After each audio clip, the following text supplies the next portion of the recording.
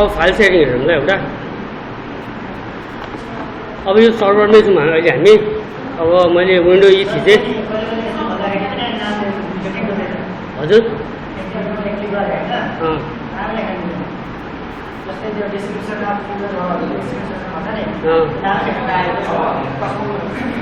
Laptop अलिक slow भएर अब हेर्नु है, सर्भरमै मैले डकुमेन्ट्स भन्ने फोल्डर खोलेँ। यहाँ एउटा फोल्डर बनाउँछु है।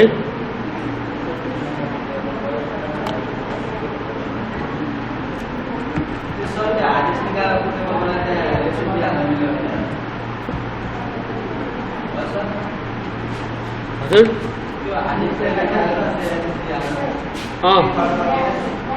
एसएसडी हाल्नु भने त फास्ट भइहाल्छ नि। अब हेर्नु है, मैले डकुमेन्ट्सभित्र सर्भरको डकुमेन्ट्सभित्र BCSM1 भन्ने एउटा फोल्डर बनाएँ। अब यहाँ एक दुईवटा डकुमेन्ट क्रिएट गरिदिन्छु है।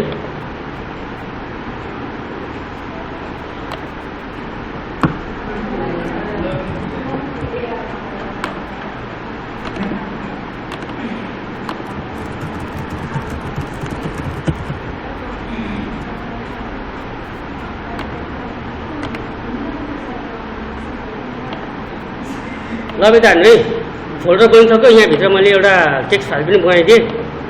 अब यसलाई सेयर गर्नलाई विन्डोजमा सेयर गरे जस्तै हो। राइट क्लिक गर्ने, प्रोपर्टिजमा जाने, सेयरिङमा जाने। हजुर यो कनेक्टिभिटी छ नि त, अघि युजर लगइन भइसक्यो भनेपछि परेन। यही मेरो विन्डोजकै क्लाइन्ट सर्भरमा गर्दैछु। अब यसमा गइसके पछाडि यहाँ सेयर थिच्दा पनि भयो होइन, अथवा एडभान्स सेयरिङ गर्दा पनि भयो। मैले सेयर थिचेँ है। सेयर गरेर अब यहाँनिर यहाँबाट चाहिँ गरौँ, एडभान्स सेयरिङबाट गरौँ है।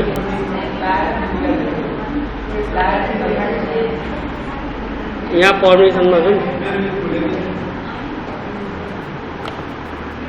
हेड छ, यहाँ एडभान्समा जाने अनि फाइन्ड नाउ गर्ने। अब यहाँनिर अघि हामीले ग्रुप बनाएको थियौँ एउटा BCA फर्स्ट सेम भन्ने, त्यो ग्रुप छान्नु।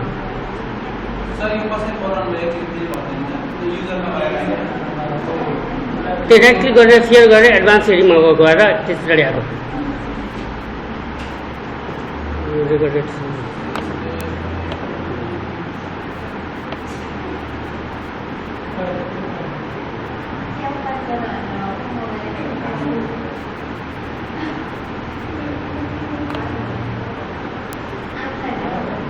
कहाँ गयो त?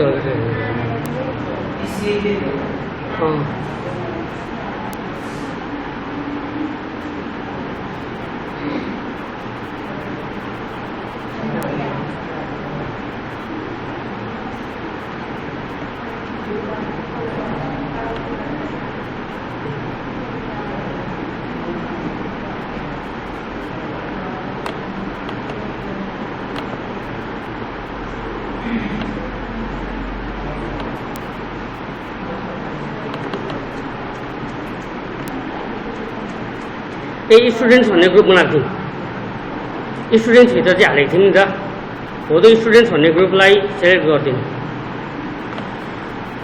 अब स्टुडेन्ट्स भन्ने आयो अनि त्यस पछाडि अझै एउटा पनि हाल्नुपर्छ। रेकर्ड नै छ, अझै एउटा उयो पनि छ। यसमा चाहिँ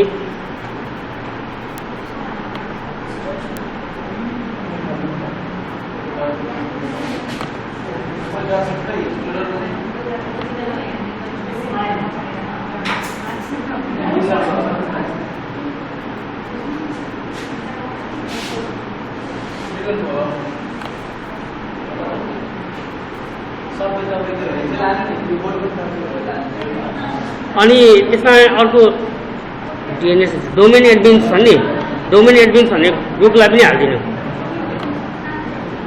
यता चाहिँ हामी यहाँ के गर्यौँ, एउटा स्टुडेन्ट्स भन्ने ग्रुपलाई एड गऱ्यौँ, अर्को डोमेन एडमिन्स भनेर ग्रुपलाई एड गऱ्यौँ है, दुईवटालाई। अब ओके गरिदिनु। अब यता पर्मिसन कस्तो दिने, रिड राइट, अहिले म यति नै छोडिदिन्छु। अब एप्लाई गरिदिने अनि ओके गरिदिनु। यसलाई पनि एप्लाई गरिदिनु। अब यति भएपछि हाम्रो यो फोल्डर के भयो, सेयर भयो। अब सेयर भएको छ कि छैन चेक गर्नलाई सुरुमा यही कम्प्युटरबाट चेक गरौँ। विन्डो R थिच्नु है, दुईवटा ब्ल्याक स्ल्यास। अब हाम्रो यो कम्प्युटरको नाम के छ, कम्प्युटरको नाम त्यही यहाँ सर्भर म्यानेजरमा छ। नमुना सर्भर रहेछ है, दुईटा ब्याकस्ल्यास अनि त्यसको सर्भरको नाम दिनु। यहाँ चाहिँ यो सर्भरको आइपी एड्रेस हाल्दा पनि हुन्छ। अब ओके गर्नु। यहाँ आयो BCSM1 भन्ने सेयर फोल्डर भनेपछि सेयरिङ सक्सेसफुल भयो। अब यसलाई चाहिँ अब हामीले यो सर्भरमै हेर्नको लागि त सेयर गरेको होइन, क्लाइन्टबाट हेर्नु पऱ्यो नि त। अब हामी क्लाइन्ट मेसिन खोज्छौँ है।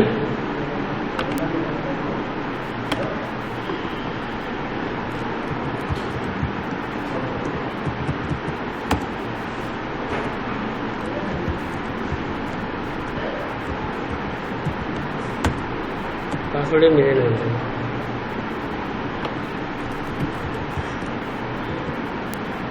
क्यास लक भयो।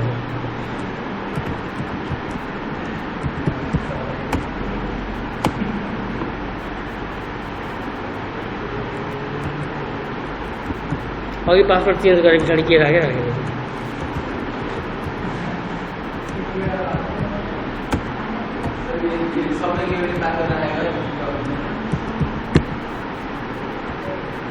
अर्को युजर लगइन गरौँ ल।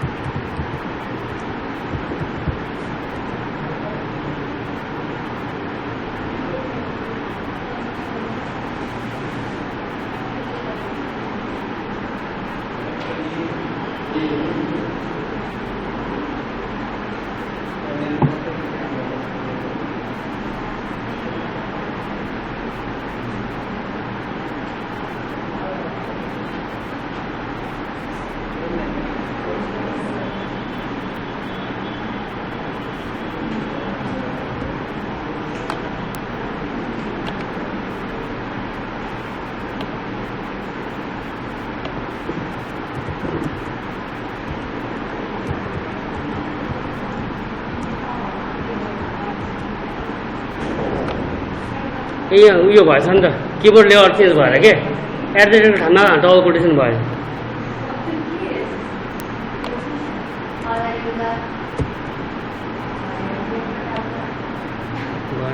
Out login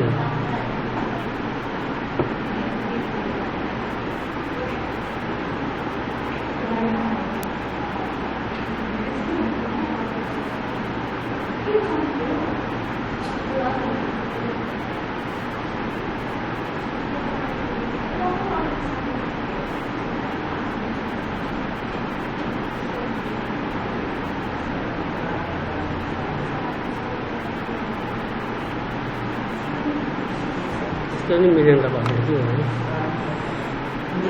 a password change गर्न मागो।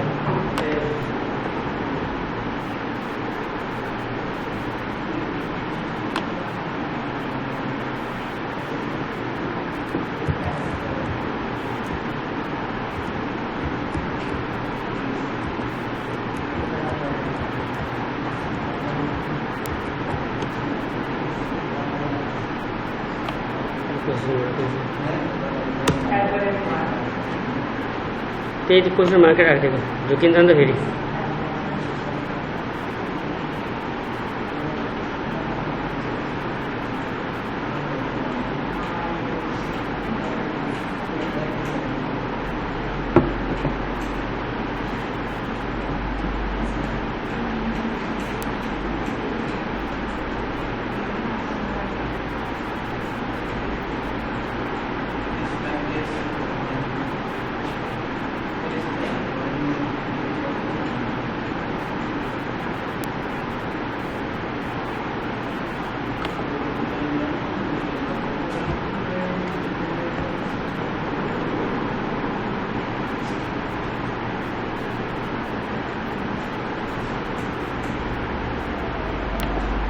भयो है। अब फेरि विन्डो ई थिच्नु। अब यहाँ नेटवर्क्समा गएर अब यो माथि सर्भरको उयो हालिदिनु।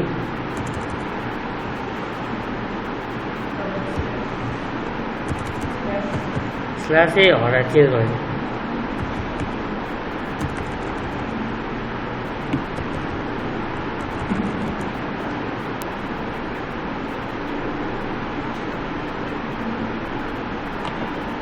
कीबोर्ड लेआउट चेन्ज गरेको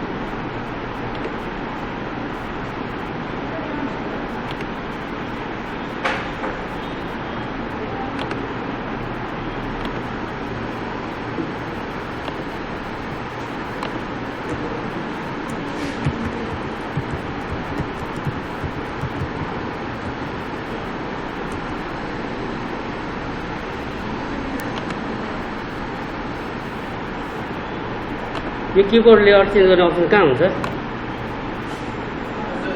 कीबोर्ड लेआउट चेन्ज गर्ने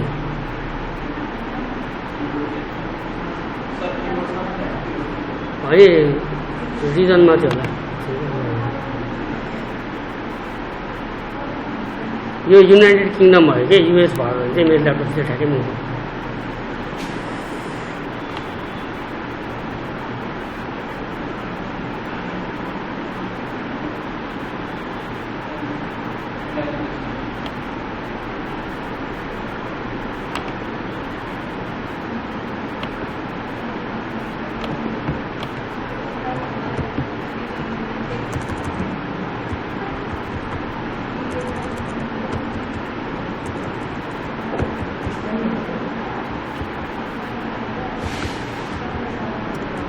ब्याक स्ल्यास केमा हुन्छ यहाँ के छ इंग्लिश है यहाँ से यो त फ्रन्ट स्ल्यास हो ब्याक स्ल्यास चाहियो नि त यो ब्याक स्ल्यास यहीँ माथि हुन्छ पहिला बस्नु यसमा चाहिँ @ भयो भने चाहिँ यो थिच्दाखेरि हुनुपर्ने नि त कोटेसन आउनु मिटर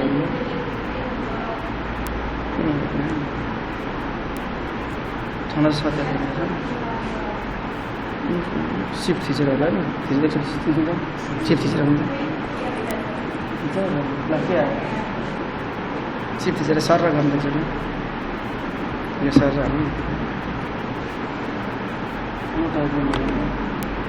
हाल्नु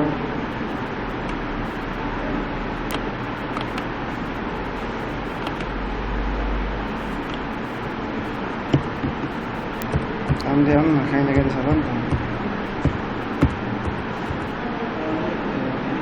F1 त हुँदैन होला है अब यिनीहरू नि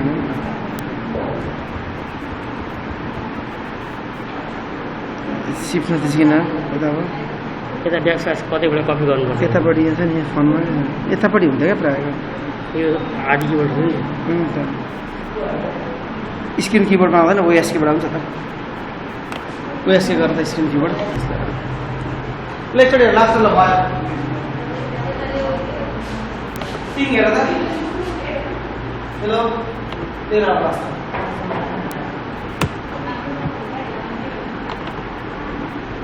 अघि त पर्मिसन नमिलेर रहेछ कि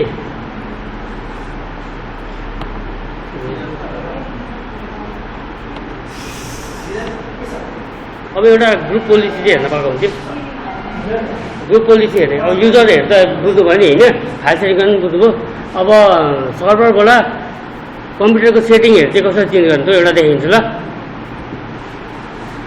त्यो एउटा देखाइदिन्छु अनि त्यसबाट